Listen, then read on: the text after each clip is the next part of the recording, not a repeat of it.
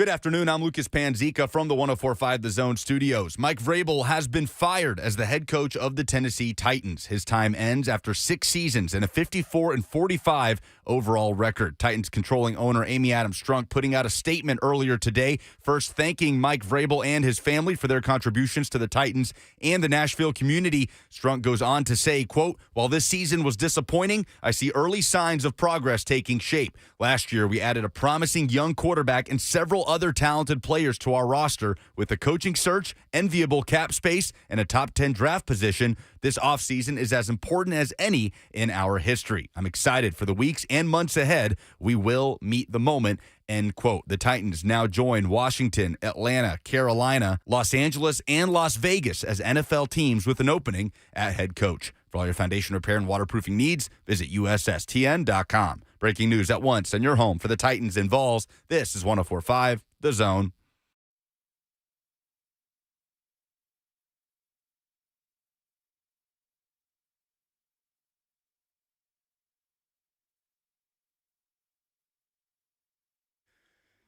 Let's do this, Blaine and Mickey.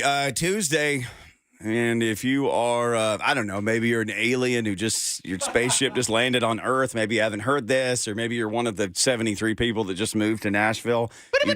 You just got out of your moving truck and turned on the radio. Mike Vrabel fired today by the Tennessee Titans. A statement from Adams Strunk. Thank you, Blaine Bishop, breaking news sounder.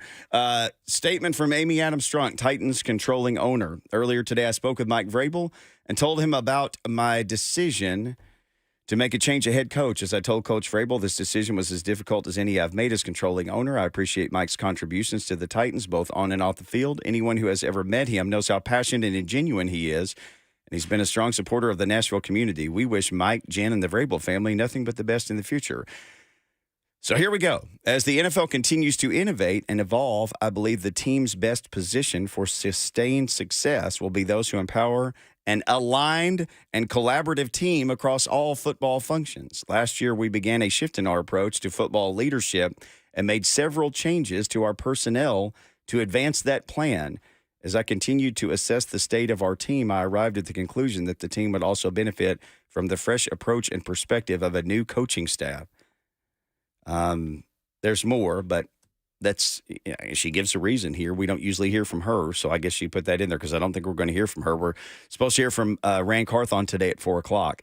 She finishes, I believe the Tennessee Titans can and will be a premier NFL franchise. It's what our fans deserve, and there will be hard decisions along the way. My decision today is not only a reflection of my disappointment in our past 2 seasons, but also my recognition that further changes are necessary to fully achieve our vision. I will never shy away from acknowledging that I have unapologetically high expectations for the football team and every aspect of the Titans organization. Our vision is not simply to produce more wins than losses. It is to regularly compete for championships. While this season was disappointing, I see early signs of progress taking shape.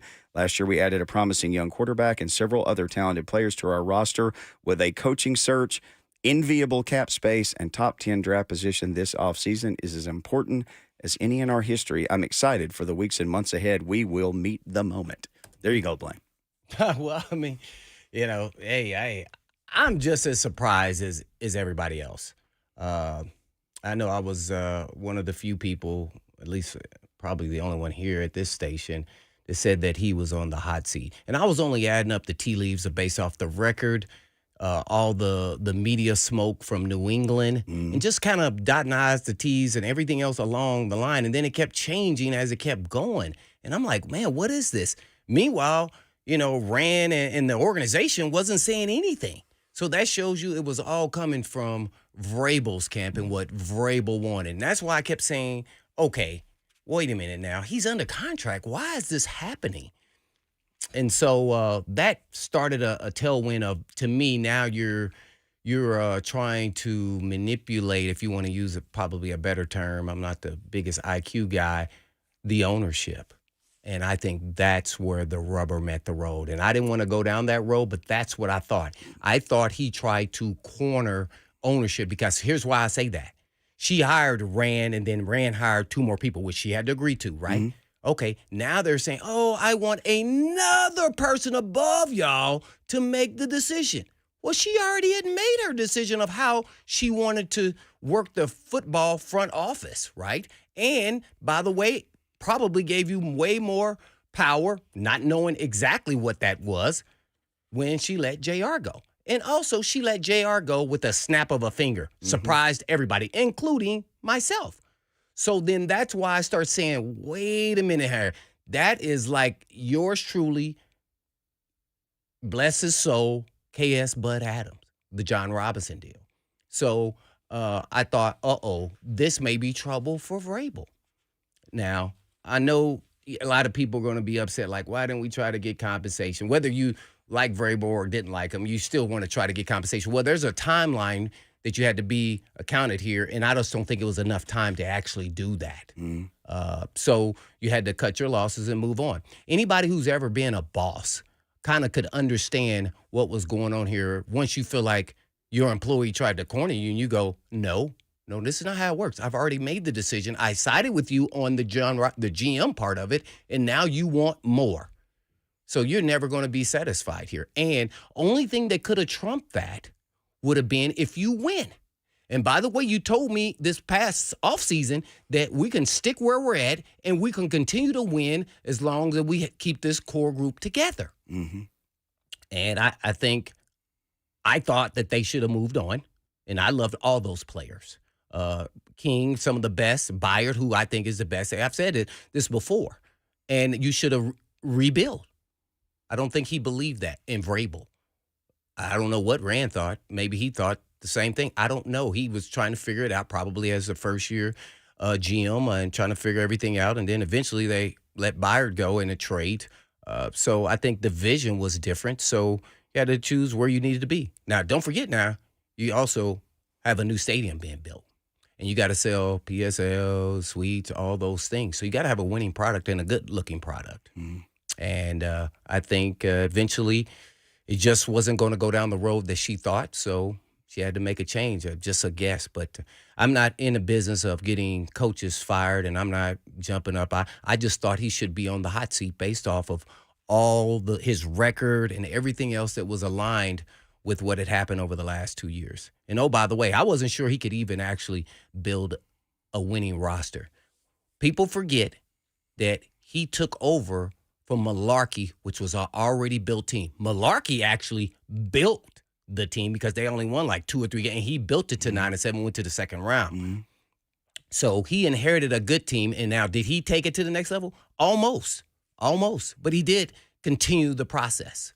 And so when he kept leaving these tea leaves about winning and things of that nature, I don't know if he really wanted to be the coach here. Because I don't think he wanted to be part of a rebuild. I think he said that it will never be rebuilding.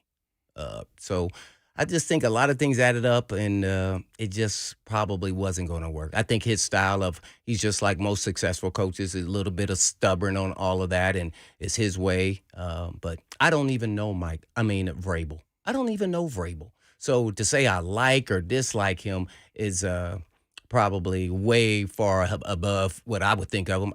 And I do that intentionally, not only with the head coach, any of the assistant coaches, the players, and at the organization, because I don't want to be skewed on my opinion, because it can be, because once you're friends with somebody, you get skewed. I'm going to give you a good example from myself personally.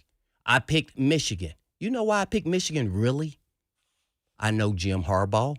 We went into the Senior Bowl Hall of Fame, had a couple drinks, texts, once or twice a year.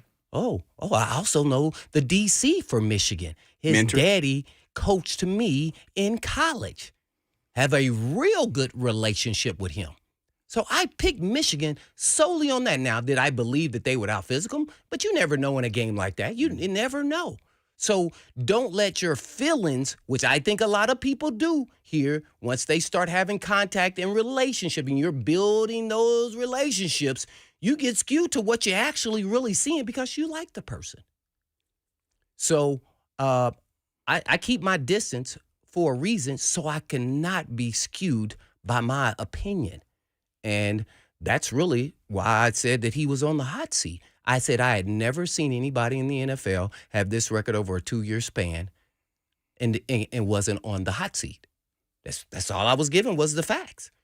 especially with this organization. I said, and you better know, from the JR firing to the A.J. Brown trade, never say never in this industry. And I learned that all because Warren Moon got traded when I was a rookie, and I said, what the heck are they doing? So, yeah, that's what this league is built on. Win. If you're not winning, then all bets are off. That's what the National Football League is. So, so I'm not surprised, but, man, it's still a little shocking.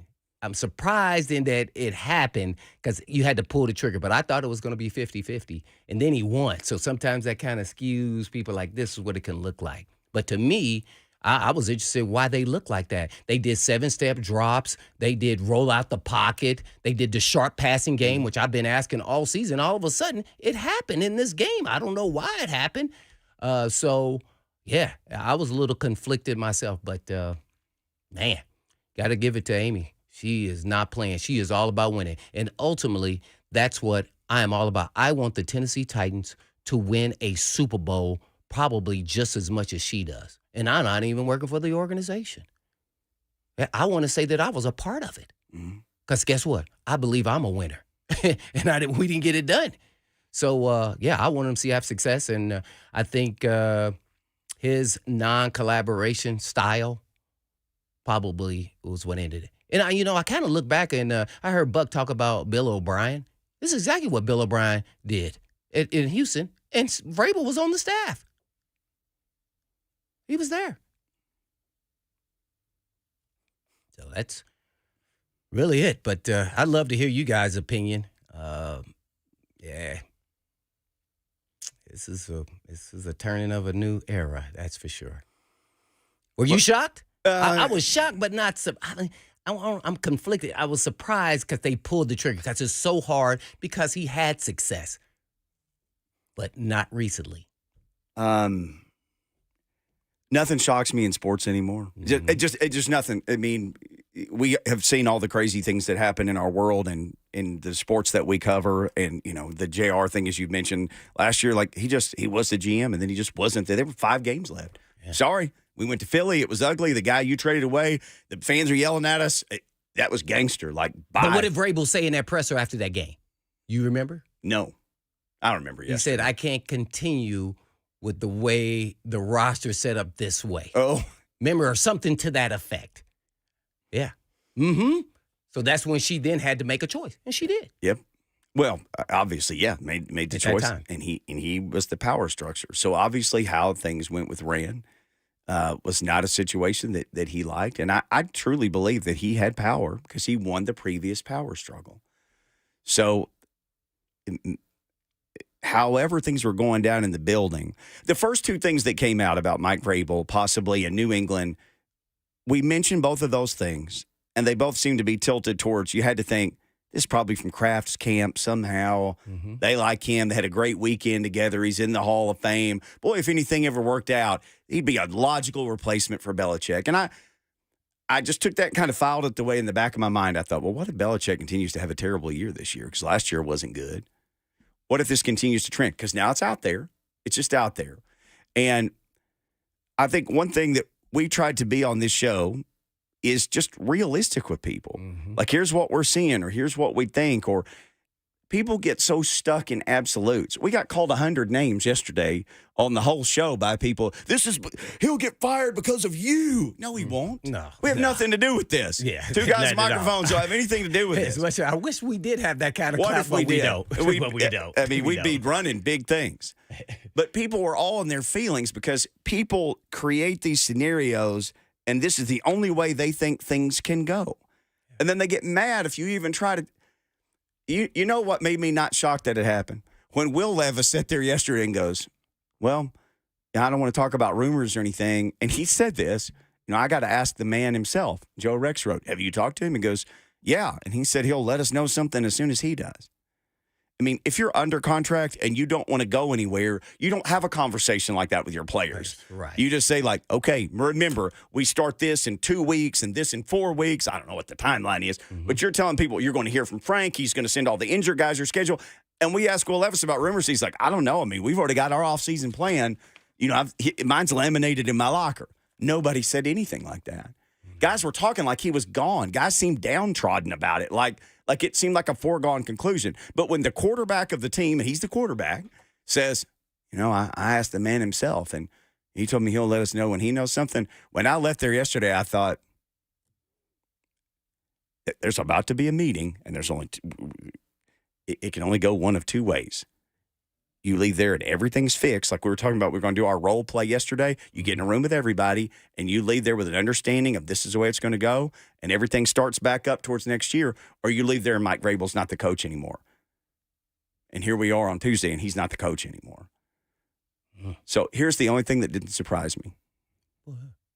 I'll tell you on the other side. Oh, Blaine and Mickey. man. Hey, phone lines, we have loaded lines, 615-737. Come on back. We'll keep talking about this. We'll hear from you. Today is your day. We'll hear from Coach Mack in hour number 2. But this show is all yours and all ours as we try to process through this. Blaine and Mickey, powered by All Four Seasons Garage Doors. When trust matters.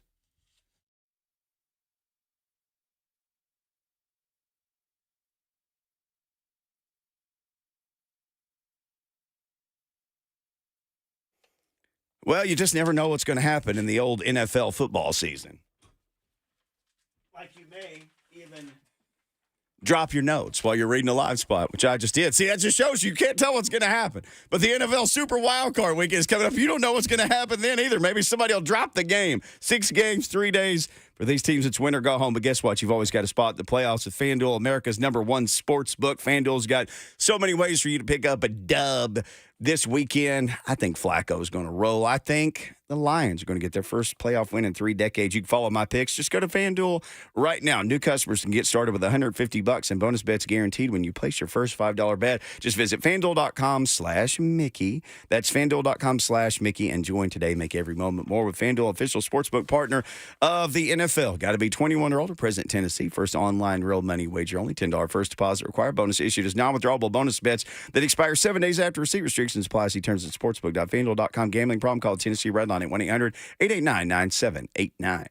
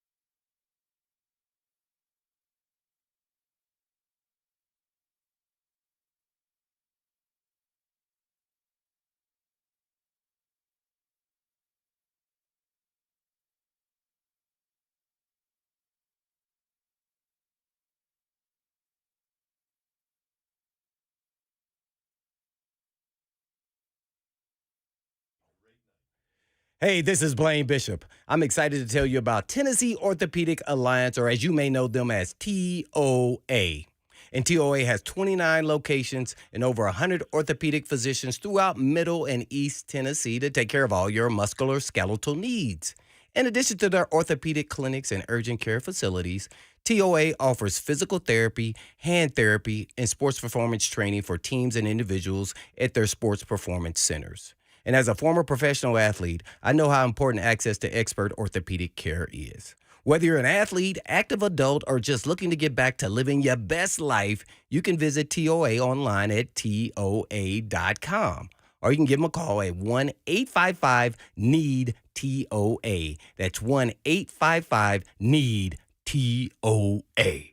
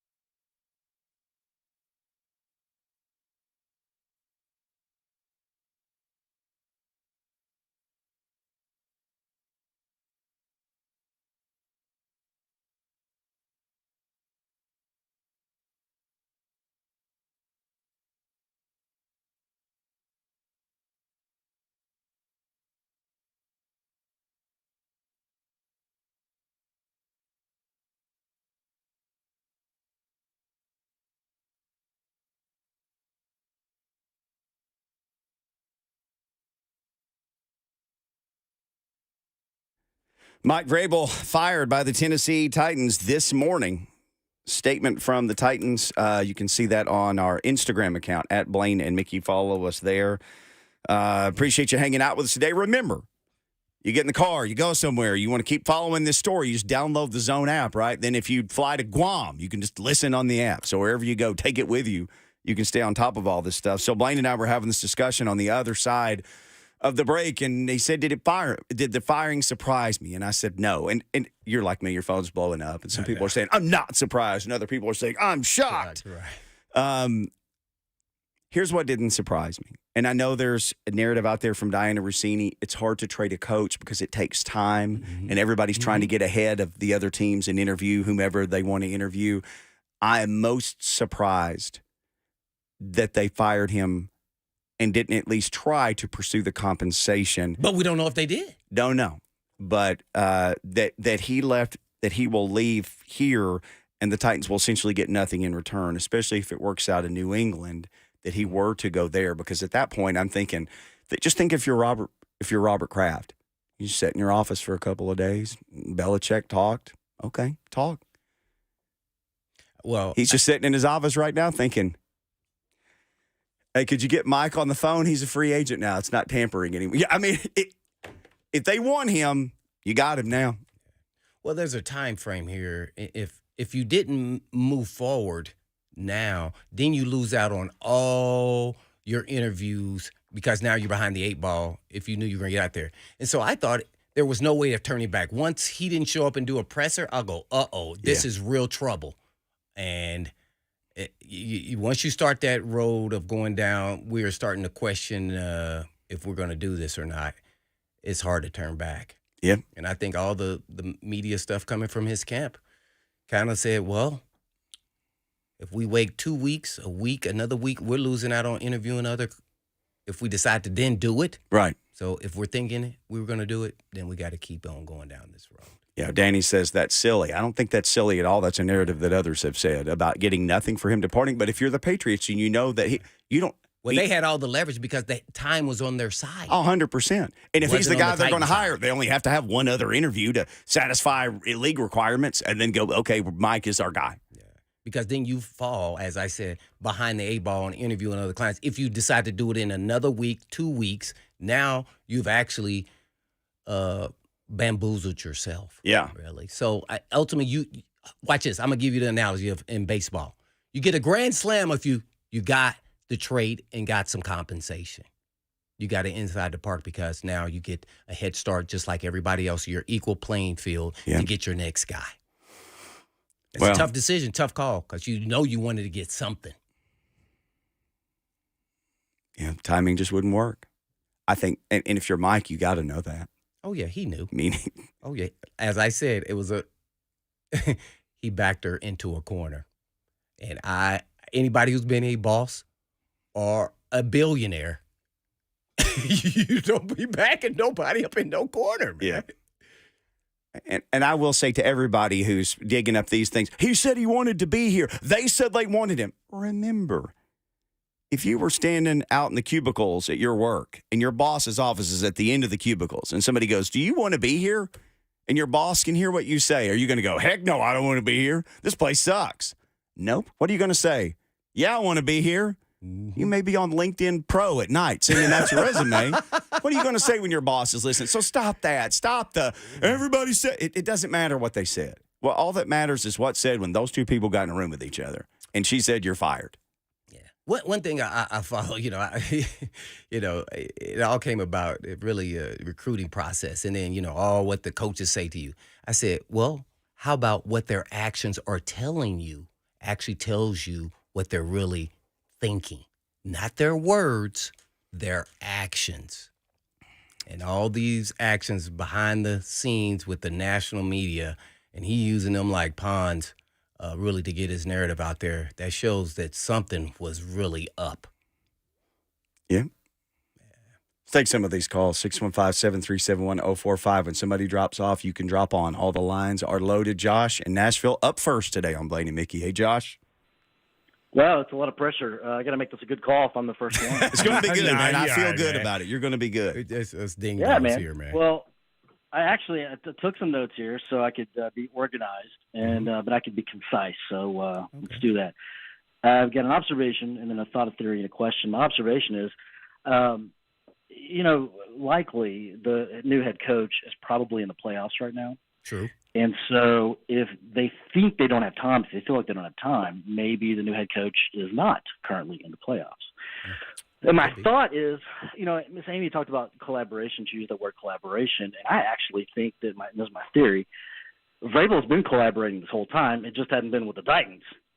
You may be right about that. I think there's been plenty of collaboration going on. There certainly was when Vrabel said we, when he was being inducted to the Hall of Fame up in Boston.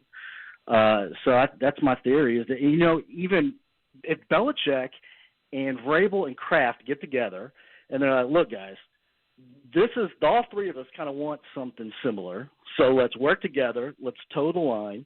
If we put this plan into place, all three of us are going to get what we want. And so my question is, at what point after Vrabel gets hired by Kraft, because he will, at what point does can we start talking about tampering? What does it have to look like for the NFL to make that happen? Ooh, that's way above my head, man. Yeah, I thought it was borderline tampering with them saying all this stuff. I mean, I guess the media could say whatever they want, but I thought it was getting real close to that. I have no idea. That is way above my knowledge of understanding what is tampering in the NFL, and they are big on that too, by the way. Yep. It'll be interesting to see once it all works out. He just got fired. I mean, Yeah. There's nothing going on here. I mean, people can write what they want to write, and oof. Let's get Jake in Brentwood next. Jake, thank you for calling Blaine and Mickey. Hey, is this me? Yes, sir. And if you are Jake, yes. Okay, cool. So, real quick, piggybacking off this idea of the boss and all that stuff, and backing her into a corner. I think the real issue with the Titans at the moment is Amy Adams Strunk. We like to think of her as being the smart person who has the vision for the team, but I think at this point she's shown to be more of a Kendall Roy figure, where she's a Nepo baby who's chasing after the next big thing, constantly having reactionary firings, creating drama among the higher team personnel.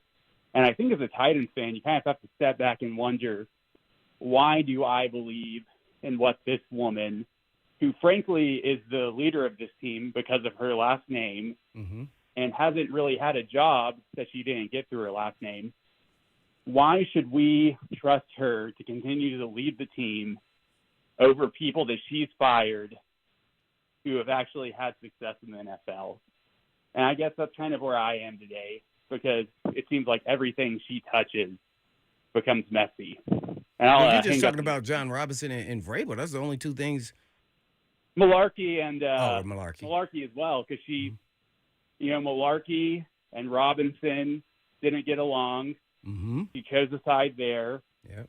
He chose a side between Vrabel and Robinson, and now she's responsible for setting them up to succeed. And if you can't get your coach, who's shown to be a very good coach, and you can't hire someone to collaborate and work well with him and have that setup be well and work when you've had a history of that same thing happening, you've got to wonder, is she reacting to things out of frustration and chasing the next shiny object, or does she actually have a plan and a vision for the team? Wait, real quick. Do you think she should have let Vrabel hire the GM? No, but I think before she ran, had them on the same page, hired someone with the understanding between the two of what's going on, understood where she wants the team to go, because it's been very obvious from the beginning there's competing visions between those two. And it seems like every GM and head coach pairing she's had, there has been competing visions, and she alternates on which side she is going to take with them. And at some point, she needs to actually show the collaboration she's talking about, instead of having this Game of Thrones, Succession level drama where she takes a side and someone gets left out in the dust. Hey, we appreciate the phone call, Jake. And there was a long period of Vrabel and J-Rob having what seemed to be a working relationship that worked, and it won a lot of games. I'm not defending Amy Adams Strunk, but, I mean, think about what it was like before she took over when Tommy Smith was the guy who was in control. I mean, he couldn't answer basic questions about the team. We had him on the air. Yeah. I mean, what's the philosophy of your team? I asked him that. What's your philosophy for this team? What's your mission stack? We were football. there. Yeah, remember for football. So, you know. I would say maybe, especially when you're, a billionaire owner and, you want to believe that everybody's going to be honest and going in the same vision that you wanted. And then all of a sudden, you believe John Robinson is saying that, oh, man, Malarkey won't fire, which came out afterwards, his OC, and I want him to fire his OC and then he can go pick another guy. Well, the head coach says, no, I have in my contract, I can hire and fire all my coaches. Then what do? Then John Robinson's like, well, then you got to go. See, so maybe it was more you letting the other people doing their jobs, and then finally you have to come in and say, uh-oh, I got to fix this because it's not going to work. And I think a little bit of that happened here with Vrabel. I think he's trying to put out the narrative that he didn't want power and control, but I think absolutely he did. And then I think he told her going into this past season that we can continue to win where we're at and just add some pieces. And maybe Rand said, nah, I think we need to rebuild. And so then now you have two conflicting deals. So he kind of went his road, and then maybe then Rand all of a sudden looked like, oh, I'm right. So so I don't know if I agree with that call, but I could see how somebody would surmise that that's what happened, but I don't think that's what happened. Oh, we got Lalisa. Remember her? We had her on the other day. Lalisa is back. Yeah, we got it Lalisa. right this time, Lalisa. Yes, we did. Hi, gentlemen. Hello. And I hope everyone's having a great day. I look at it like this. I mean, Miss Amy is a shrewd businesswoman, and I'm more than confident that she has a plan in place. Yep. She does not need to stand behind a podium and hand out pacifiers Ooh, to I people like it. who want to basically question her decision. But more along with that, we now may have a clash of the Titans, no pun intended, with the coaches. You have Vrabel, Belichick, Harbaugh. You never know what is going to happen. This is going to be really interesting because these three men are all going to be coaches in 2024. Belichick may not retire. No one knows what's going to happen. So it's like, giddy up, Cowboys. And some of them, put a pacifier in your mouth. And I'll just hang up and listen. Okay. Yeah, I think she's just like Amy. Hey, I'm the boss here. This side rolls. If you don't want to roll like we rolling, sayonara. And when you put egos in a room, you don't know what's going to happen. Especially coaches' egos. Yep. And when you have people who have different, like you said, if one guy says, no, I'm never going to say the R word, I'm not saying it. And the other guy says, that's the only way out of this mess is the R word, rebuild. And you got an owner in the middle. I mean,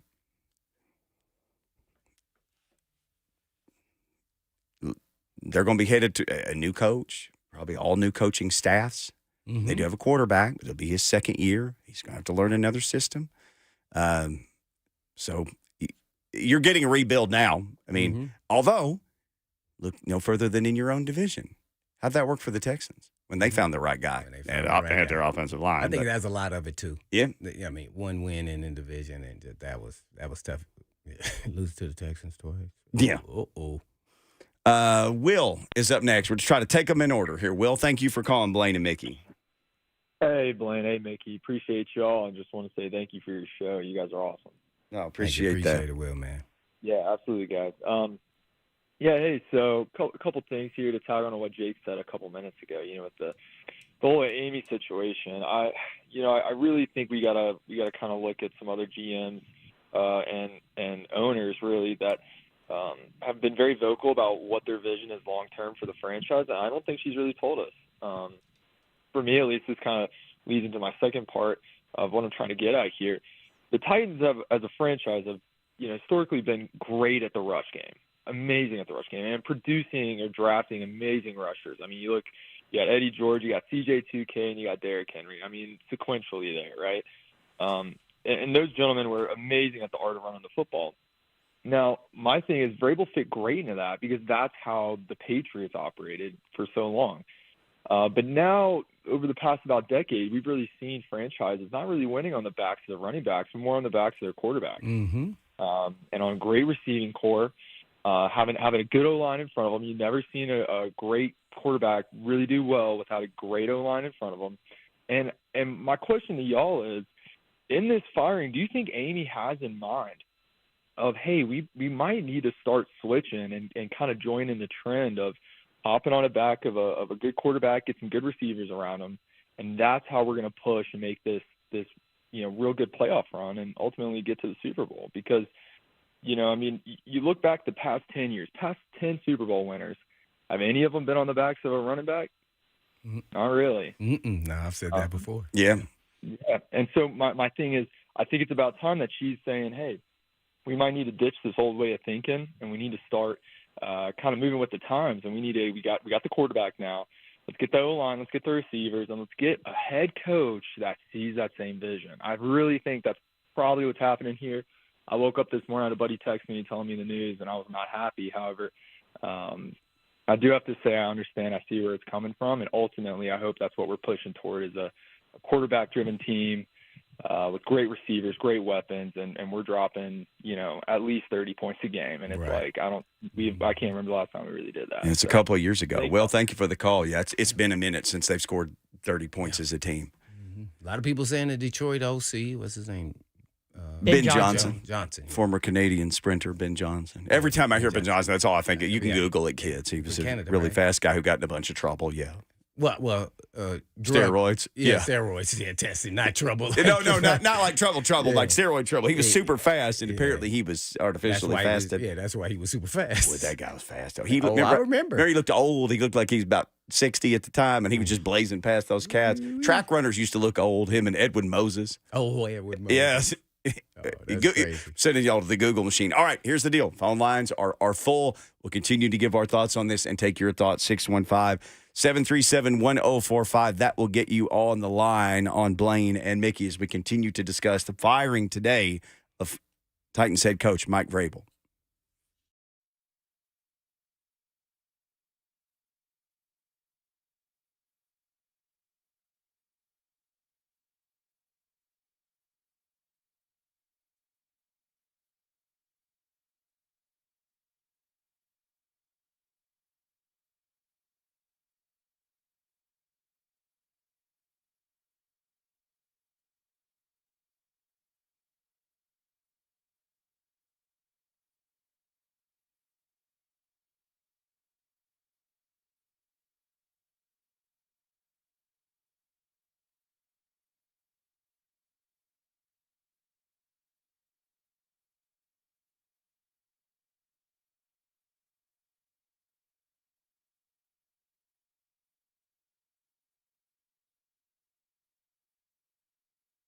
Life is busy. We could all use some extra time in our day, which is exactly why Two Rivers Ford offers mobile service. We'll bring the service to your driveway at no additional charge. Oil changes, brakes, batteries, the certified technicians at Two Rivers will perform basic maintenance on your vehicle wherever you are, so you'll have more time for moments like this. Schedule your mobile service appointment by scanning the QR code or calling Two Rivers Ford today.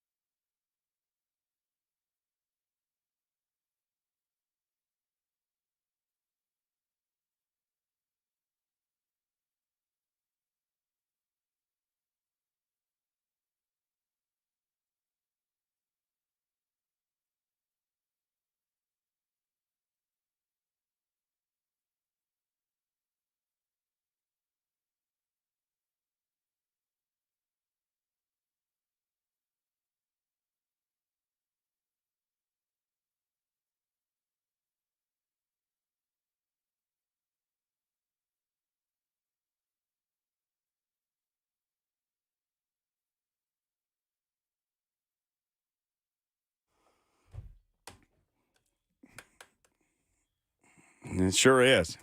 So is jock itch. It's a burning thing. There you go. Blaine and Mickey, sorry about the jock itch reference. But anyway. Gosh, bananas? Is it too on the nose? Bananas is playing. Well, there's a theme today with the music. We'll let you guys figure what that is. Mike Vrabel fired by the Tennessee Titans today, and we'll continue to discuss that as we have more information, and we'll continue to take your calls as we do right now. And let's get to Jason in the Borough, who is up next. Hey, Jason. Hey guys, how y'all doing? Doing well. Well, first I want to ask you guys, how's y'all's theme song going? I'm still behind the scenes discussing what the new theme song might look like. You want to add anything into the discussion before you make a Vrabel comment? No, I've already added my theme song to you guys, but I just wanted to say, with the Vrabel situation, man, I wanted to say, if they knew they weren't going to make the playoffs, why did they wait so long to fire him? That's what I'm trying to understand. Why did they wait so long?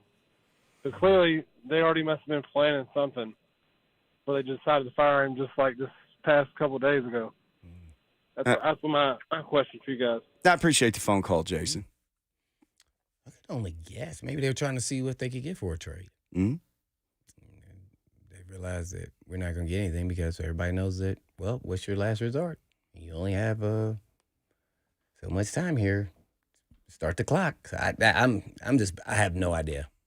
None. That's just a guess, and I don't even know how educated a guess that is. And maybe there's a hope of Adams Strunk that let me get to the end of the season and just get everybody. Let me meet with everybody. Let's meet with everybody and see what we can't work out. Yeah, individually. Yeah, I don't think she went through the season thinking, "Gosh, I just can't wait to this sucker to end. I'm gonna fire Mike Vrabel." Yeah, I don't either. I think, and then some. When you have a good coach like Vrabel, it's hard to let that go. You know, even in the last game and you win, you go, oh, man, is this really the right decision? So you start second-guessing yourself. You can't forget, people are human beings in this whole situation, and even when you're the boss, you have to be, you had to cut ties with no feelings attached based off production. And if she thoroughly just thought, well, it's just really not a good fit. We're not going to get to where we need to be in the collaboration area. Maybe Rand thought they should be rebuilding before the season, and Vrabel did not. Mm-hmm. Or maybe Rand came to him halfway through the season before trade deadline and said, hey, man, this is what we should do. Vrabel said, no, we can continue to win. I don't know what those conversations were. I'm just guessing. So then you're conflicted because you say, man, I got a good coach, even if he's just a good coach. We got to move forward. Then we have to start this whole interviewing process. And guess what? The first thing coming to your mind, I didn't think I'd ever even be in this situation. That's why I have a new GM. So they would collaborate. So I think people just think it's easy to make these decisions and then move forward at the same time. You got to make tough decisions when you're the boss. And she said that. This is the toughest decision I had to make, which was really tough. But, all good coaches, once you get hired, you're going to get fired. And you talk to any of the coaches, that's what they tell you. And I'm a firm believer he was a good coach. I did not think he was a great coach. People use those terms kind of loosely, Great's a big I think word. Blaine Bishop was a good player, a really good player, but he wasn't a great player. When I talk about great, I'm talking about Hall of Fame level type player. Doesn't mean I couldn't compete against them. Mm-hmm. Do a good job. But you only can go so far with the talent you got. Well, we're just being real here. I was a good bass player, but not great. Right, see? I mean, that's what I'm getting I know at. what great looks like. I ain't that. Right. I'm good. I know Right. the songs, but I'm not. I wanted to be Ronnie Lott, but I knew I was not going to be Ronnie Lott. It just wasn't going to happen. Yeah. So I think she made the decision. Well, shoot, can it get any worse? I can have a good coach come in here, and hopefully they'll turn into great. People responded in the chat, Blaine. I think there's a lot of Titans fans who would beg to differ that you weren't a great player. So I appreciate you saying that, but a lot of us who saw you play know what the real truth is to that. Richard in Winchester up next. Richard, thanks for your patience on a busy day. Okay, guys, can you hear me? We can. Yes, sir. Okay, I'm gonna take y'all back to two quotes from the '80s and the '90s. Uh-oh. Nino Brown, New Jack City. This is business. It's not personal. Uh-huh. And Janet Jackson, what have you done for me lately? Yes. Okay. I listen to the Atlanta sports stations since the Arthur Smith firing, Mm-hmm. and they seem to be on board with the Arthur Smith firing. The last 2 seasons, Arthur Smith has had a better record than Mike Vrabel. Vrabel, yep. 7-10, both of those seasons. Yep. Blaine, you were in Philly.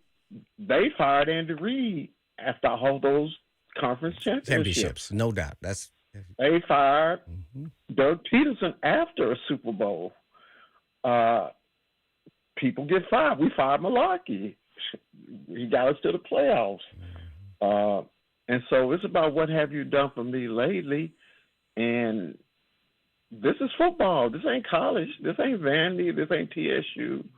Yeah. This is how NFL cities and NFL franchises run their franchises. And, you know, we just coming up to the 21st century. That's all. Mm-hmm. So a lot of people taking this personally. Yeah. And I don't. I mean, you're going to get fired if you get hired.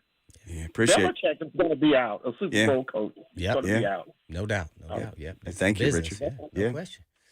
That's why I thought he was on hot seat, because I know what I've seen it. I've been around it too long. You've been around it. It's just like, man, I don't know, man. But nobody around here really thought that. And nationally, they definitely didn't think that. I was like, I don't know, man. He hasn't won any games. You look at these numbers. I think you had the numbers. He's 13-21 in the last 2 full seasons. I wanted to write that down because people keep saying, what's the number that's significant? If you go back to the start of the 0-7 to end last year, that's the number that has come up a few times on this show. That is 6-18 in his last 24, 1-8 in his last 9 AFC South games. Then if you just say, okay, what was the last 2 full years? He was 13-21. That's tough. And 2 losing seasons. So then you go, when was the last time the team was this bad? As you said, it was 14-15. It was 2024. You know, the team had been on a good run. And I know he was part of that. So was Mike Malarkey. Mm-hmm. So and John Robinson. And John Robinson. So, you know, the idea that seat didn't have something under it after underperforming and having 2 full seasons where you didn't make the playoffs and you had a losing season. And this year was worse than last year. And you flipped. I want to say Jim White in the mailbag said 24 players were new, I think, to start. A million other guys have been cycled through here. But start season, I think it was 24. Somebody asked Jim, what do you think the roster is going to look like? And I thought, I'm gonna remember this because I need to remember this number. I think he said it was 24 were new. And he said it's probably going to be more than that this year. So you essentially half the roster was new this year, and things got worse. Yeah. So, and the offensive line, the one thing we said, like, it ain't going to be any worse. No. I got that wrong. It was worse. Yeah. I had no way I thought we would get anybody that would be worse than twice daily. Well, they managed to nail that down. Well, all right, we're at the end of the first hour. Phone lines are still full, 615-737-1045. We've got Coach Matt coming up in the second hour. We get his thoughts. He's certainly been through a few of these type situations himself personally in his time in the league. We'll ask him about all that, but we will also continue to take your calls because we know you want to sound off on things, and we want to be able to let you do that. Again, 615-737-1045. We'll get you there. Anything you missed today on The Zone, wherever you go to get your favorite podcast, remember, all your favorite shows, including Blaine and Mickey, will be available and are available anytime. So rate, review, and subscribe. That way, if you miss us from 1 to 3, you can always catch us in a time that's convenient with you. More phone calls next.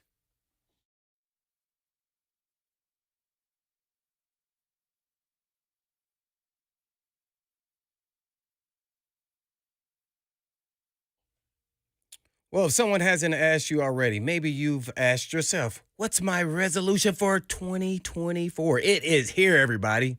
Well, luckily for you, thanks to the team at Cool Rays Heating, Cooling, and Plumbing and Electrical, I've got some great ideas for how you can take care of yourself and your home better this year. So maybe you want to be better about saving money. Well, consider a $69 tune-up on your home's heating system so you can ensure your HVAC system operates at the highest efficiency.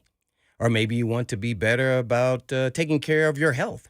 Well, if you are stocking the fridge and the freezer with good food because you're hoping to eat better, Don't let the next power outage from a storm spoil that food. So find the next resolution you can stick to this year and schedule your next visit for any service at yours truly, Coolray.com. That's Coolray.com.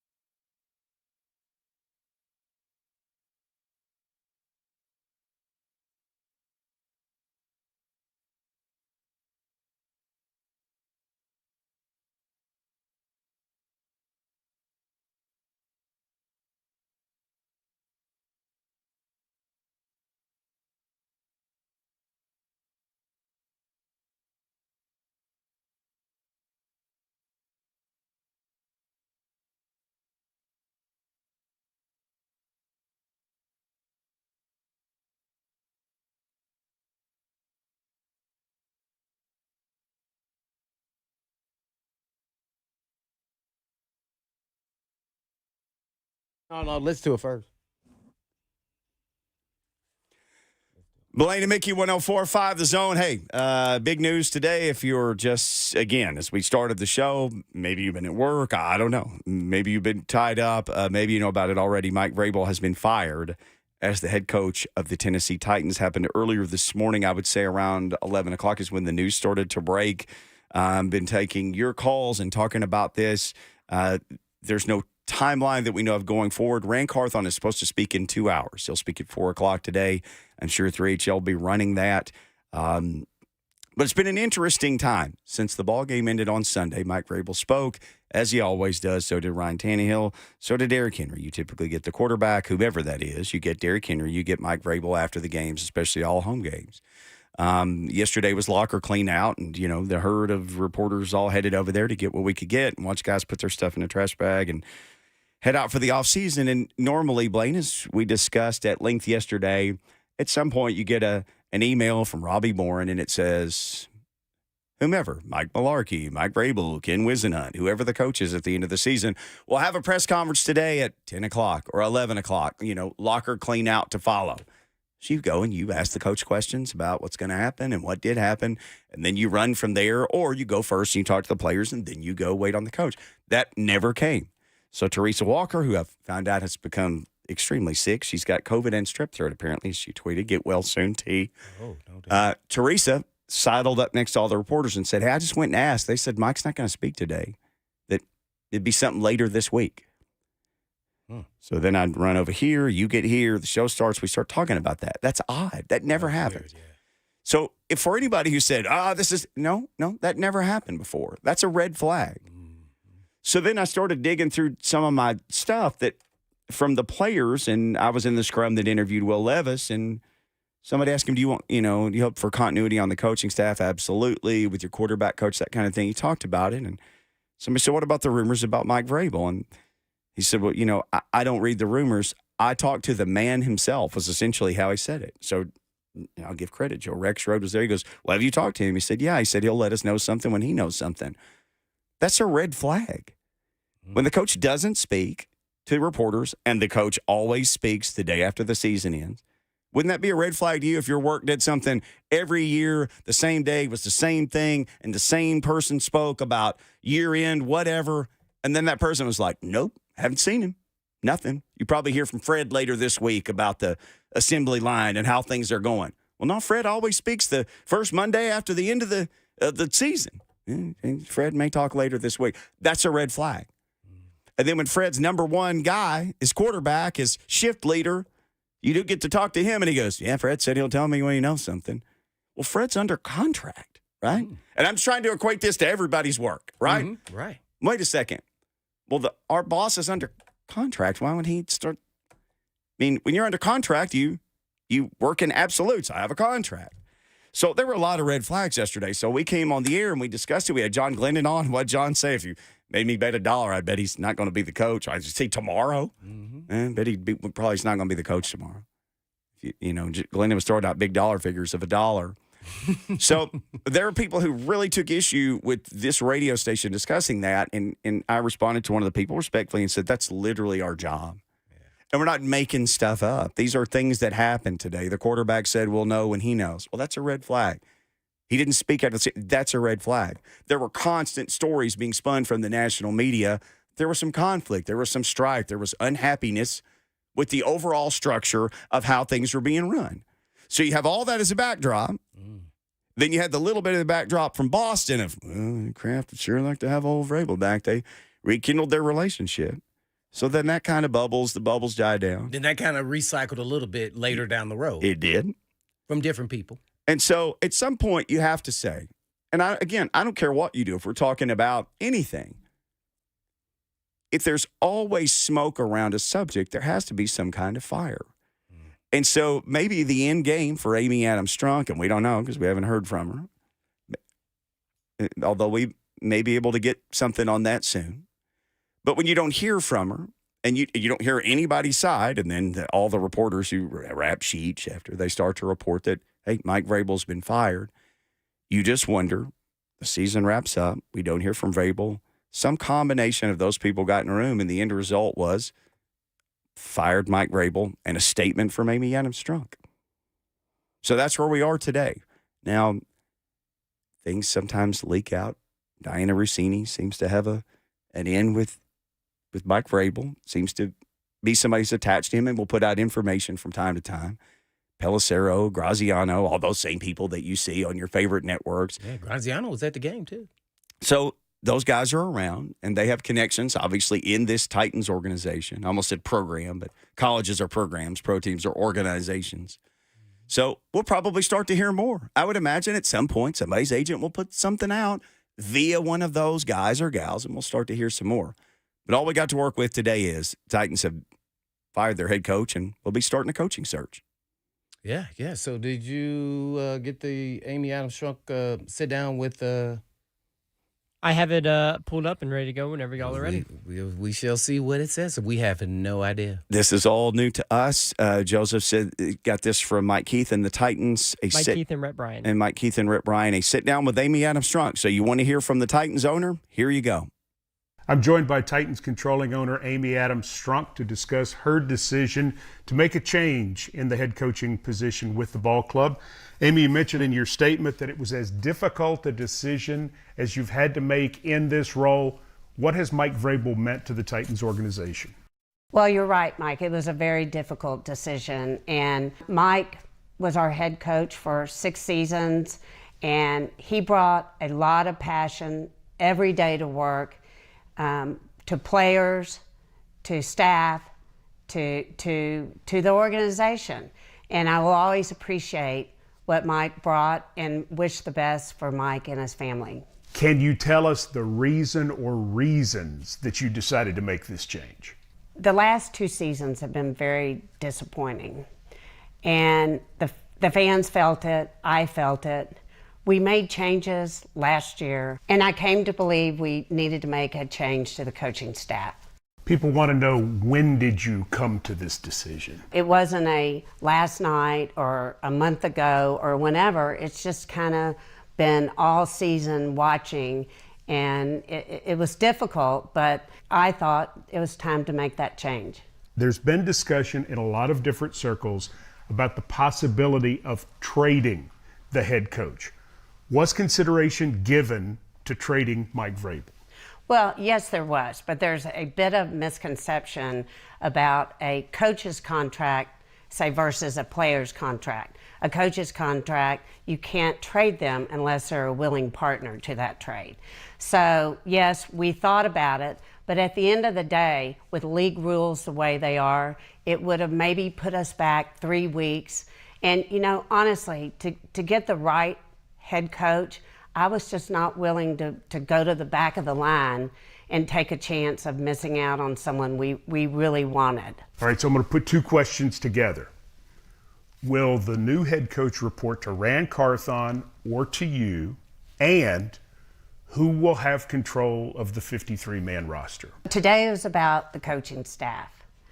I'm not quite ready to answer that question. I still have some things to work through, but I will answer both those questions at the end of the process. So when it's done, you'll make this clear publicly who the head coach reports to and who has control of the roster? Absolutely, yes.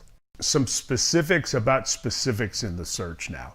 A lot of people are saying that Amy Adams Strunk is only going to consider someone with an offensive background to be the head coach. Is that true? Actually, no. I believe we need to improve across the board. So it's important to find someone that brings in, a lot of diverse ideas and fresh perspective, and that's the most important thing in that new head coach. All right, let me take that a step further. So then what you're saying is you're going to be very interested in the staff that a potential head coach can show you when he talks to you. Yes, that's going to be very important. The head coach is the leader and the face, but that staff is super important. So we're gonna want him to bring in strong candidates, and we want to hear who he's going to bring in. What would you say you have learned from your previous coaching searches, general manager searches, that you will apply to this particular search in 2024? Cast a wide net. Take your time. We have a vision, and we want that coach to have that vision, and we're going to work to get it right. At this moment that you make this change and set a new course for the Tennessee Titans, what does Amy Adams Strunk want Titans fans to know at this time? I have high expectations, and I'll never apologize for that. And these fans deserve a great team, and they deserve a championship brought to the city. And that's what we're going to work towards. And I'm prepared to make the hard decisions to hopefully get us there sooner. This team has a bright future. We have Rand. We have a promising young quarterback. I mean, the sky's the limit. We've got cap space. We've got a great draft position. Things are bright for the Titans. I'm really very, very optimistic. And I'd like to thank the fans for hanging with us this year. Our season was unacceptable, but we're going to get there. We're going to get there sooner rather than later. Mike Keith and Amy Adams Strunk. Great stuff, Mike Keith, Rep Brian, man. Appreciate it, guys. Wow, that sounds like somebody who knows what they're doing. I couldn't disagree with any of those answers because she didn't box herself in. But it did open the light. I did say this before. First thing I thought of when she said, oh, it's not going to just be an offensive guy. Jim Schwartz. First person came to mind. And when you and I were talking about this, just you and me talking, if this were to happen, you brought up his name to me. And the other thing that she said, I just also want to know who's coming with him. What does their staff look like? Because Schwartzy's a defensive guy. Who's your offensive mind? So, and sometimes it doesn't work like that when you're in the interview because that coach may end up taking another job, and whether it's a lateral move or not. But sure. Yeah, you definitely want to see the list. So, yeah.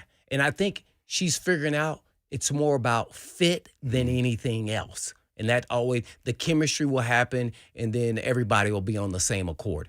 I only know because I just know who he is as a person. But that doesn't mean the other interviews, whether you're an offensive or defensive guy, will not stand out just as much. But you got to keep that at forefront. And she did bring up we got a nice young quarterback. So that, putting the pieces around him and developing him and continuing to go on this road will be huge for him as well. So, yeah, hey, man, shoot, she knows more about it than I thought. Well, for people in the F&M Bank chat who are turning backflips and getting red-faced about her saying, we'll look at an offense or a defensive coach and saying you can only hire an offensive guy, I would ask any of them, who coaches the Texans now? What position did he play? Defensive guy. Okay. Did he have a great offensive coordinator? Yeah, Bobby Slowick. Sure did. I would not take him off the list. He would have to be at the top of the list for me, just because not only you're interviewing a guy, but you're taking him away from an opponent. And by the way, he may bring some of the coaches with him. So now you continue to knock the Texans down. But that won't be your reason for hiring him. Sure. But I think he's proven what he can do with a young quarterback and him being a young guy himself. So there's going to be some options. I like how she answered about I didn't know anything about the contract stuff with coaches. So that was enlightening for me. Yeah. I had no idea that exists. So they didn't want to get at the back of the line, wanted to be at the front of the line so we can have our options. Throw a wide net. All great stuff there, man. I feel like, wow. She's well prepared and ready to move forward and see where they go from here. So, yeah, I kind of got chill bumps because I feel like I want the Titans to win probably just as much as she does and bring home that Super Bowl championship. And I'm sure that's their vision. Only thing I didn't hear was what actually is that vision. And maybe now is not the time to go into that because maybe the head coach will be part of that. But that's probably the only thing that was missed there for me. Coach Mack never misses. He's not even going to miss this show. We thought he had jury duty, but he told everybody I'm good to go. And we'll talk to the head coach of Titans Radio next. I know he'll have thoughts on this, and we will get to his thoughts. Coach Mack next on Blaine and Mickey, powered by All Four Seasons Garage Doors.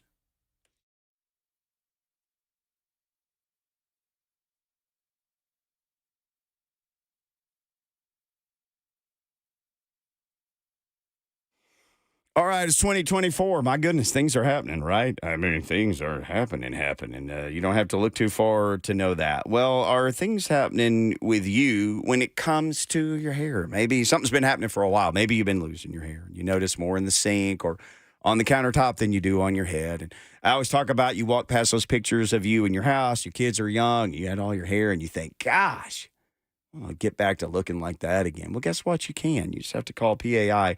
WeGrowHair.com. That's where you go. If you go to WeGrowHair.com, I know you spent the whole day, on 1045thezone.com and trying to figure out what's going on, but I would challenge you. Go to WeGrowHair.com. You can see real people and real results. Real people, real people, real results. It's all waiting there. And your first visit is free.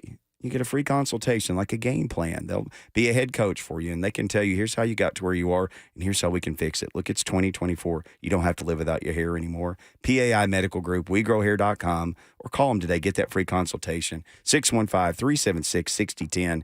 Tell them I sent you.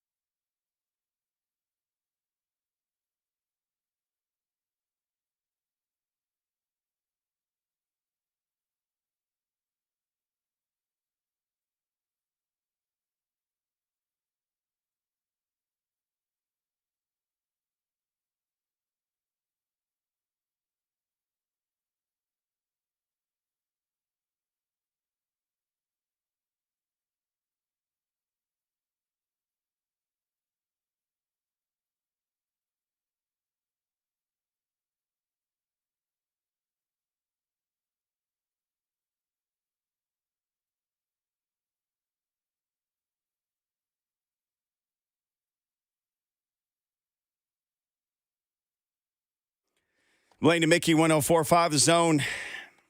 Appreciate all the phone calls, feedback today. It's been a busy day. Didn't even think we were going to get this guy. He was doing his civic duty. But here's Coach Mack, I guess fresh out of the courtroom and jury duty. Coach, we're glad we're able to get you on a crazy day. Yeah, absolutely. I got my notice about a month ago that I'd been selected, to possibly be for jury duty. So I reported Monday morning and went through the whole process. And they had 2 trials set, and the third trial that was getting ready to come up. And in our justice system, the defendant always has a chance to plea bargain, and they plea bargain. And so they came into the big room and told us what happened. Your trial would not take place. So take your badge off, your name badge off, your juror badge, put it in the seat, and we'll see you. Well, there you go. There it was. I get to do the Blaine and Mickey show. There it was. Yeah, that's the first thing I said. 100%. Thanks, guys. Thanks, guys. I get to do Blaine and Mickey on Tuesday. Coach Mack brought to you by Two Rivers Ford, Middle Tennessee's most trusted local Ford dealership for 40 years. A 40-year tenure for Two Rivers Ford and a 6-year tenure for Mike Vrabel. Coach, it comes to an end today. That was news to a lot of us. We knew that there were going to be meetings and we'd find out what we were going to find out, but we got that news this morning. Just curious to get your initial thoughts. Well, I mean, my thoughts are, having done this for 38 straight years and experienced a lot of things in the National Football League, the only thing constant in the National Football League is change. Yeah. And so, I've come to be not surprised by things that can happen. I know that the number one thing is winning football games, and the decision makers make those decisions, and then you move on, because there's a time frame for everything in the National Football League. And when you make a decision like this, you need to make it in a timely manner, because the train that's the National Football League doesn't stop, and it's gonna keep moving. So you've got to be ready to jump on it and stay in pace with it. And so you just heard that Mike Keith and Amy Adams Strunk. That was a tremendous interview. Very, very professional and very honest. And so that's where we are. So now you move on. Hanging out with Coach Mack here, getting the Mack Attack on Blaine and Mickey, again, courtesy of the good folks at Two Rivers Ford. Well, Coach, I don't know about you, but I'm going to just talk quickly about the game.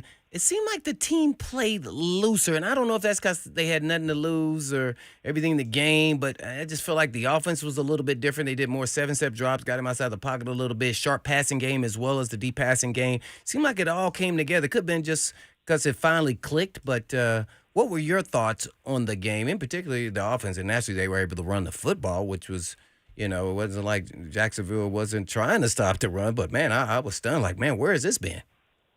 Well, there were some. To me, I always try in this job that I have here is to analyze pregame. What are the matchups and what may go on, and then analyze during the ball game what was happening, and you still got to keep in the back of your mind, and not that it's on the forefront of anybody's mind now, but this team lost 7 one-score games, so it's not like they were completely blown out of every game that they lost. Right. So they were in it, but if you'll remember, and not just because I said it, because it's the way of the league, there were moments in the game where the Titans made the plays on Sunday. They made the plays when they had to. None illustrates it better than the goal line stand. That was a moment in the game. They had given up an explosive play over their head, going into the game. We all said you can't give up explosives over your head. You're going to have to be able somehow to control Evan Ingram, which, nobody has done. And they did that to a certain extent, but he still had, a lot of catches, but you were still in the football game. But then when a critical moment came up in the ball game, they made a goal line stand. And then also you can go back and look at some of those real quick out shots that they threw off of some real quick 3-5 step drops, the one-handed catches that D-Hop made, for critical first downs. Those are what I talk about when I talk about moments of the game. And then, as just looking at it, analyzing the football part of it, I thought the thing that they really did well, especially as the perimeter players, and I'm talking about the secondary, the corners and the safeties and the linebackers, when they were flowing, when they were swapping gaps with the defensive lineman up in front, they tackled really well on the perimeter. They tackled extremely well on the perimeter. So all of that, all of that led to a pretty exciting football game and a win. Yeah, no doubt about it. We're with Coach Mack giving us the Mack attack. Naturally, we have to, talk about potentially being Tannehill and King's last hurrah. What did you think about how they ended their career, and how do you summarize their Tennessee Titans career? Well, I mean, it was very successful. I mean, what those guys did, they contributed to a lot of wins. What I was really impressed with, the fans that were there. I mean, I think these fans all year have been extremely supportive of this football team, and the fans that were there were very much into the game. This is a knowledgeable crowd here. They've been in the National Football League a long time, and they were really good. And I really, really appreciated, and I know the players did too, because they're human beings. They really appreciated the acknowledgement that the fans gave them.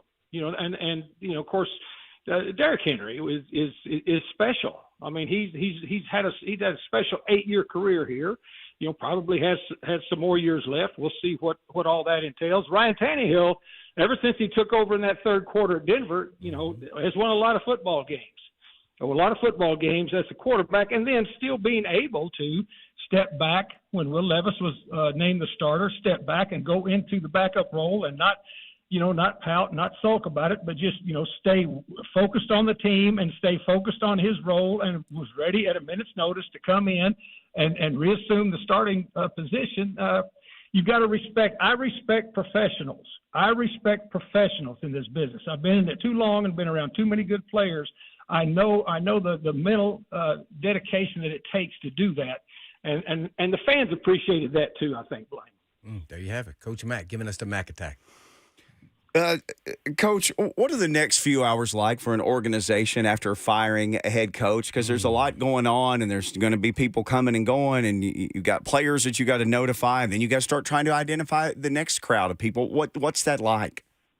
Well, sure. I mean, I just talked about the train that moves. I mean, you're in the talent evaluation, segment of what's going on now, and the roster reconstruction segment, which will continue. That's the most important thing, going on right now. I know that's my job right now is to start getting familiar with a lot of these players coming out of college, and Rhett and I are going to do that for about 12 or 14 days before we go down to the Senior Bowl, so that we're getting ready for that, because this is a very, very important time. This football team is poised right now in a great spot as far as talent acquisition ability.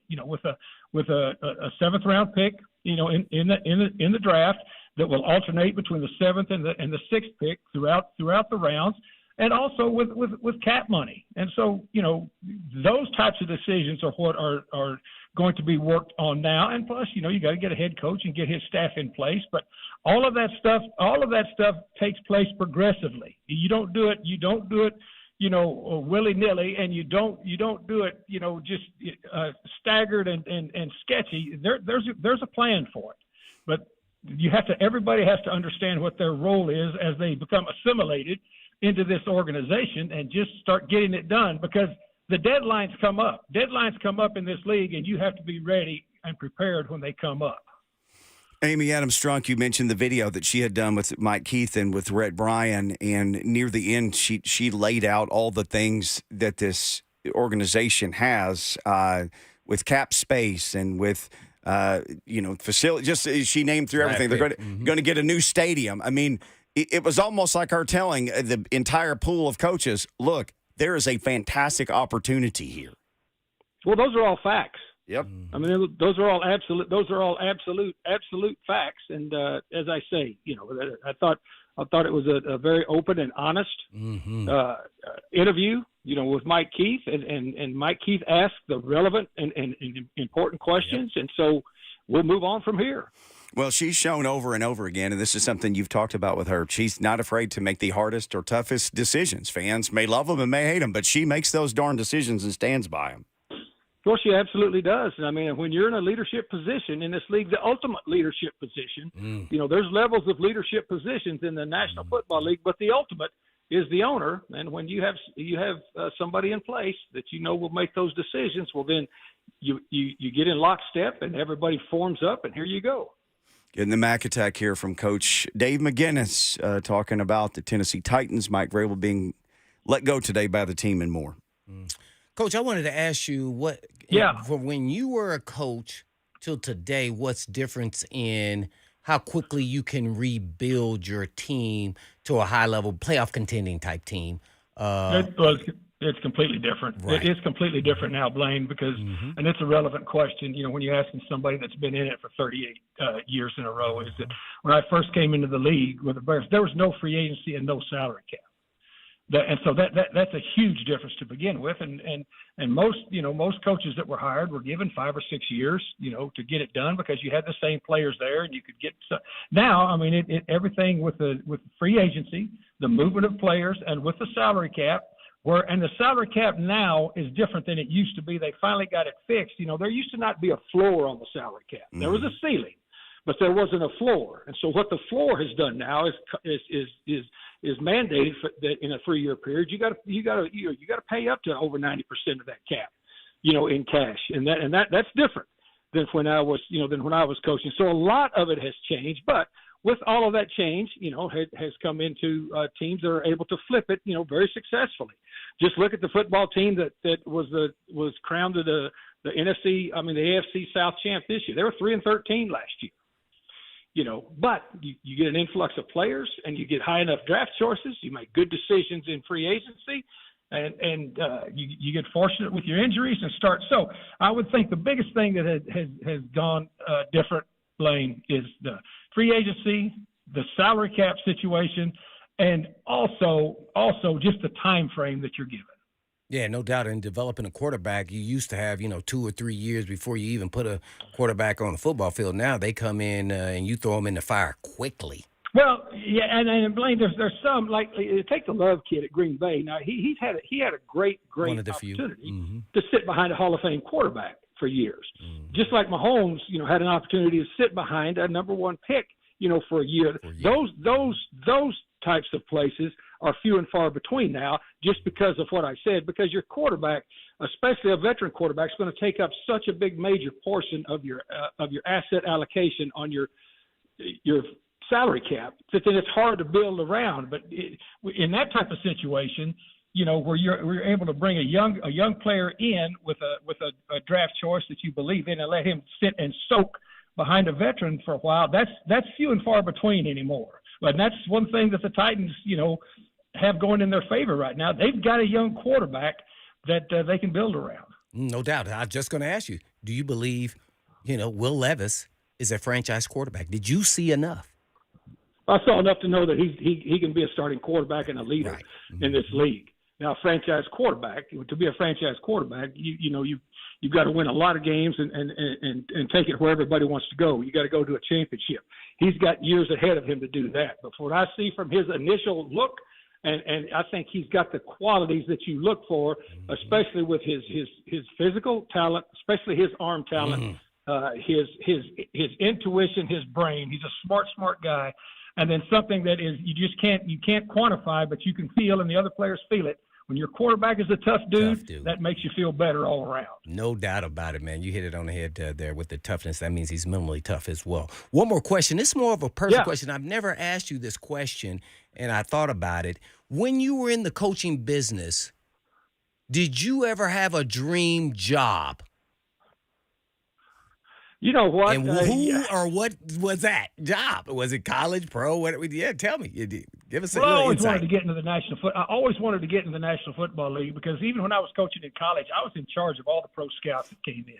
So I was exposed to the professional game. I went to a lot of training camps. I always wanted to get into the professional game. And then once I did that, I just, I thought, when I got that Bears job as the linebacker coach of the Bears, I thought, what? This is the best ever. But then you start being in it, and of course everybody's got aspirations. I wanted to be a coordinator, and then I wanted to be a head coach, and not in any selfish way, but I just wanted to continue to challenge myself. And I was fortunate that I got a chance to do all of that stuff, and so pretty fortunate for a dude from West Texas. Right, but you didn't have a dream job like the name of the team. No, I just want NFL. That was my team. NFL. I got you. There you are. Coach Mack giving us the Mack attack. Coach, people are always going to have strong feelings on a day like today, fans, with what they did want to happen or didn't want to happen. You were certainly part of staffs that you got to call from the head coach, or you were the head coach, and somebody said, hey, this is the end of the ride Uh, I have a friend who's a longtime musician. He's been on tour, and he told me every time you get on a tour bus, at some point the tour is going to end and they're going to send everybody home. He said, you work every day knowing that that's the end result, is this all ends someday.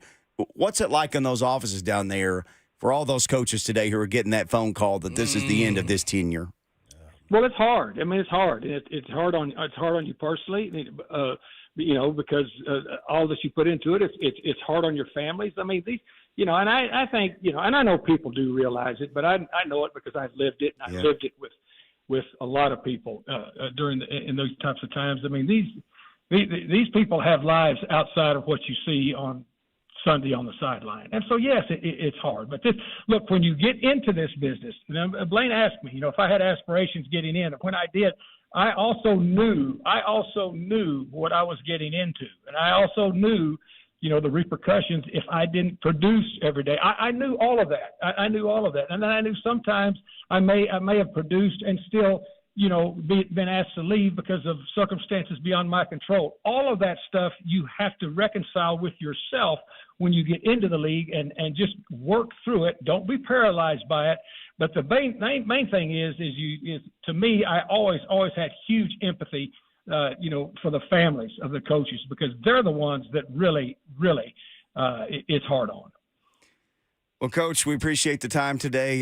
We know you had a lot going on, and again, just a busy day and a crazy day. The Titans and Mike Vrabel, Titans have fired Coach Vrabel, and we appreciate you jumping on to give your thoughts about it.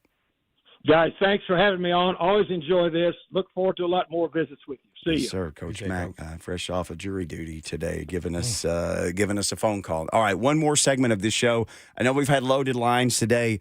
Cap has been hanging. I see the phones are ringing again. You want to try to get in. Your thoughts before we sign off today? We'd love to hear from you. 615-737-1045.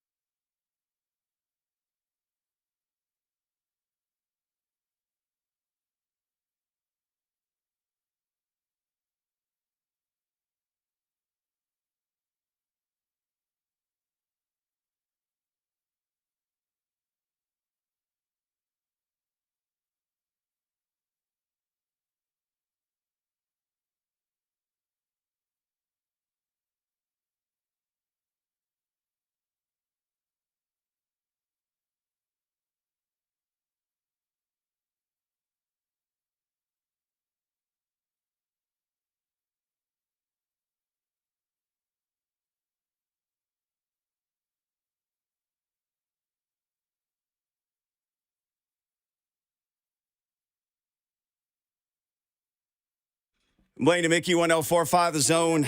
Lots of talk today about Mike Vrabel, fired as head coach of the Tennessee Titans. He went 54-45 in 6 years. He went 13-21 over the last 2 seasons. It's all out there now for him, though. There are multiple openings in the NFL. Kind of a quiet Black Friday. Only a couple of head coach openings.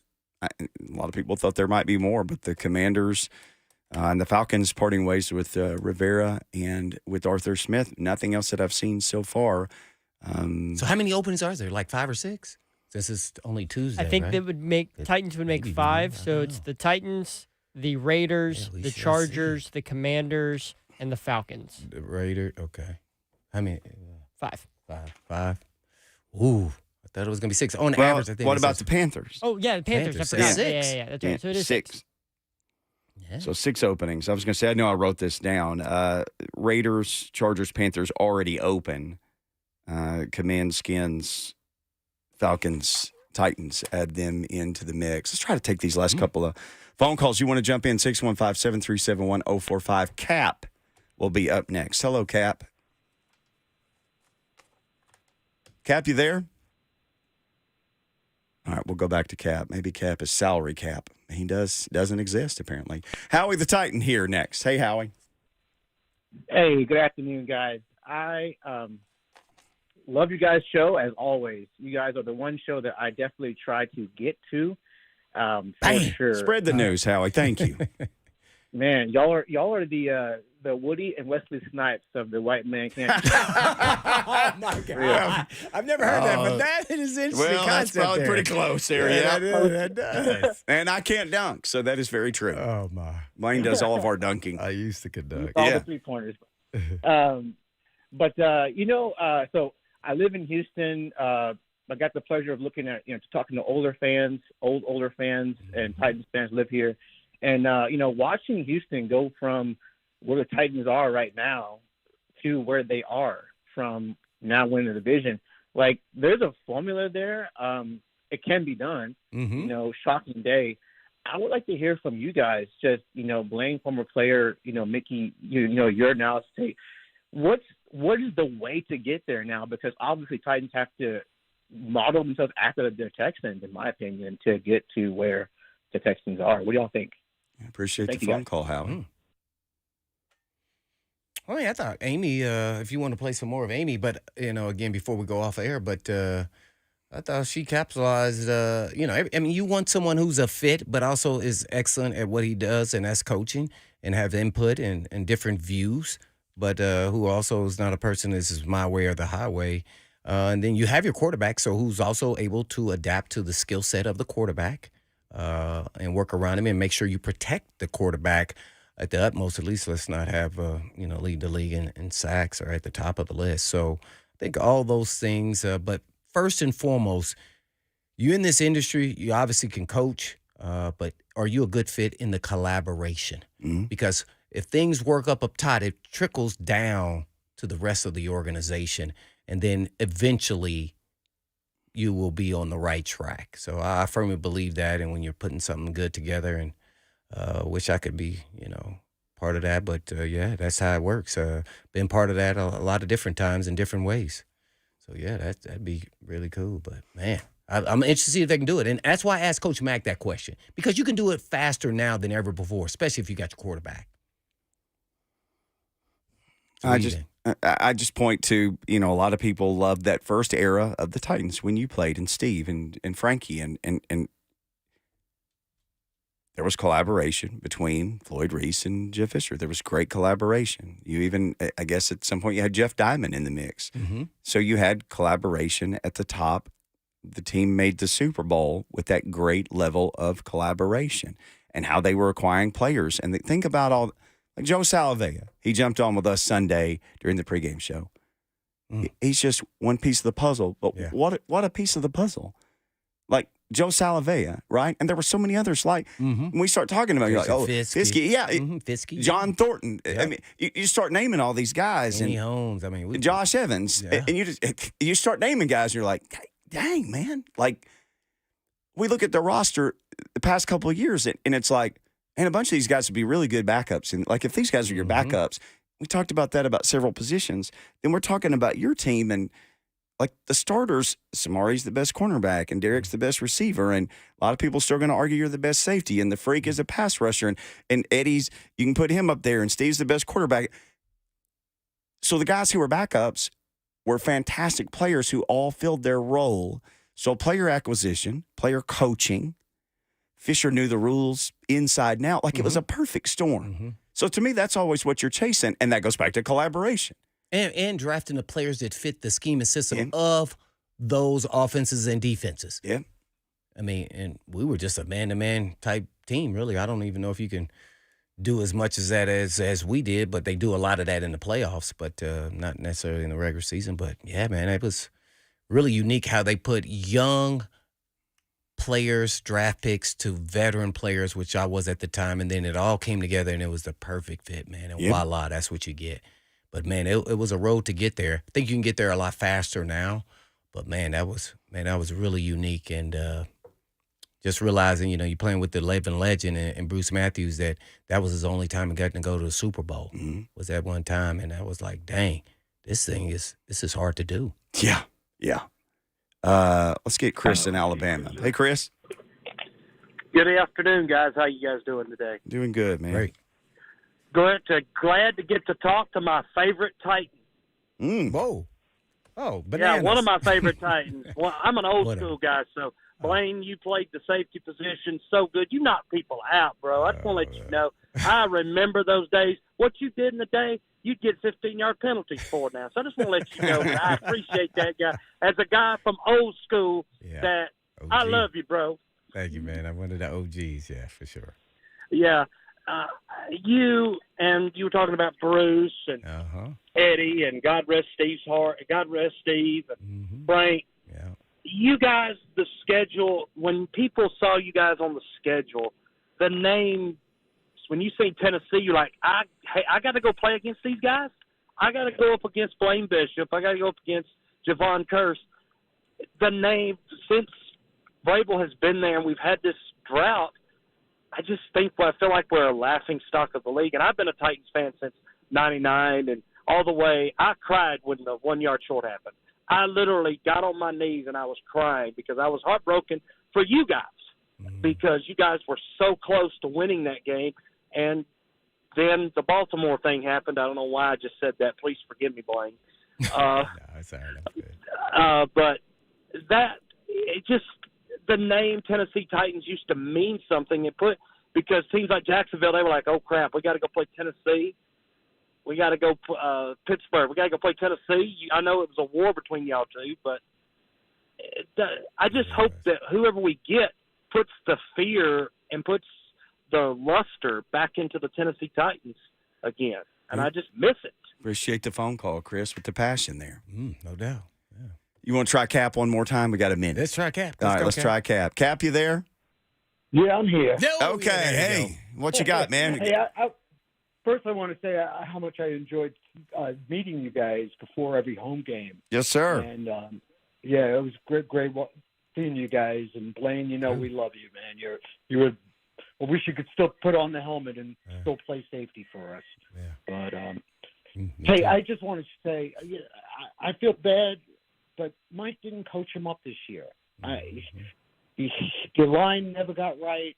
I think he got stubborn with his coaches. Pittsburgh fired an offensive coordinator, and they were in the playoff hunt. And we're floundering, and we kept ours. And that's really all I have to say. And watch out for the name Steve Wilkes as our next coach. I think Steve Wilkes would be a really, really good head coach in this league. So, and again, thank you for your show. I really enjoy it. Thank you, Cap. Yeah. Was that the interim for the Panthers last year? Yeah, I think so. I think he was like the DC at Arizona too as well before that. Yeah, he's been around a while. Yeah, he's been around. It seems like a young guy, but he's been around a while. Never know, though. She says she's putting out a wide net. Yeah, well, we'll see what that net catches. All right, Rand Carthon is going to speak at 4 o'clock, so stay tuned next for 3HL. They got you covered. I'm sure they'll play the Rand Presser live, and I know they'll take your phone calls, so keep them coming, 615-737-1045. But in the meantime. And in between time. Peace.